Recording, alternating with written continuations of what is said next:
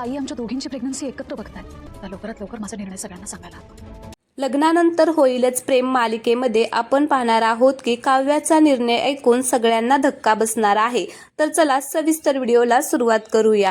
काव्या अभ्यास करत तिच्या रूममध्ये बसलेली असते आणि पार्थ ऑफिसला जाण्यासाठी त्याची तयारी करत असतो. तर तो काव्याला म्हणत असतो की काल रात्री बऱ्याच दिवसांनी जीवानंदनी शांत झोपले असतील असं म्हणत असतो. तेवढ्यातच त्याला फोन येतो. आता तो फोन उचलतो आणि म्हणतो की बोल रोहित. तर आता रोहित तिकडून काहीतरी बोलतो. तर पार्थ तिकडे खूपच चिडतो आणि म्हणत असतो की काय, कालपर्यंत तर त्यांना आपल्यासोबत डील करायचं होतं, मग आज असं काय झालं आणि आता लगेच काय म्हणतायत ते.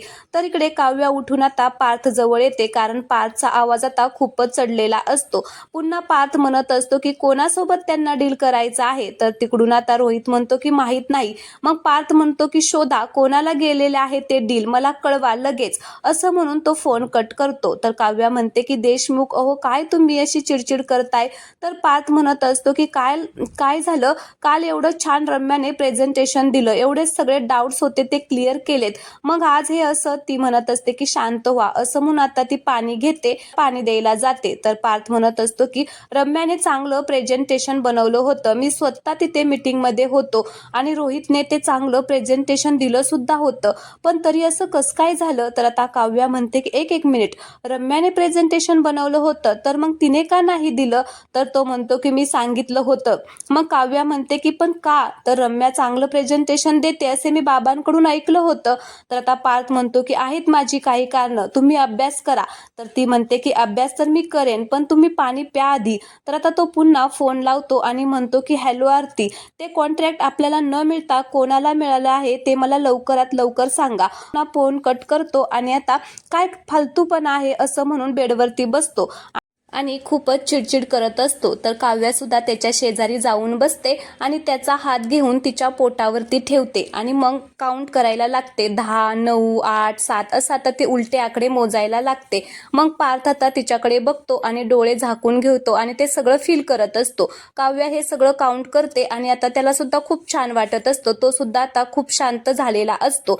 तर पार्थ काव्याला पुन्हा म्हणत असतो की काय चमत्कार आहे ना काव्या, म्हणजे अजून आपलं बाळ फॉर्मही झालेलं नाहीये, त्याच्या हालचाली जाणवण्याचा तर प्रश्नच नाहीये, तरी पोटावरती हात ठेवल्यावरती मला ना काहीतरी असं वेगळं छान जाणवलं, मला छान वाटलं की आपलं बाळ माझी चिडचिड ऐकत असेल असं आणि म्हणत असतो तो काव्याला. मग काव्या हसायला लागते आणि पुन्हा पार्थ म्हणतो की बाळ म्हणत असेल की किती चिडकाय माझा बाबा. तर काव्या म्हणते की हो, मग का कशाला एवढी चिडचिड करायची, असं म्हणून ती त्याला आता मारते. तर पार्थ म्हणतो की नाही, आता मी चिडचिड नाही करणार. काव्या बघितलं ना, तुम्हाला वाटलं होतं की बाळ आपल्यामधले आता वाद वाढवल, पण असं नाही झालं. त्या बाळाने आपल्यात आणि माझ्यात एकदम शांतता आणलेली आहे. तुम्हाला सांगतो, आपलं बाळ आहे ना आपल्याला कंप्लीट बदलून टाकणार आहे. तुमच्यातले बदल तर दिसायला सुरुवात पण झालेली आहे, असं आता तो काव्याला म्हणत असतो. काव्याला मात्र आता असं म्हटल्यामुळे जरा राग येतो. ती थोडी शांत होते आणि आता थोडी दुःखी सुद्धा झालेली असते. तर पार्थ म्हणत असतो की बरं चला ब्रेकफास्ट करायला, मला ऑफिसला जायचं आहे. मग ती पार्थला म्हणत असते की तुम्ही व्हा पुढे, मी आलेच, असं म्हणून तिकडे आता पार्थ ब्रेकफास्ट करण्यासाठी जातो. तर काव्या रागाने उठते आणि म्हणत असते की बाद झालं आता, खूप झालं, हे बाळ प्रेग्नेन्सी सततच आता बोलण्यात येते आणि मला ते अजिबातच आवडत नाहीये.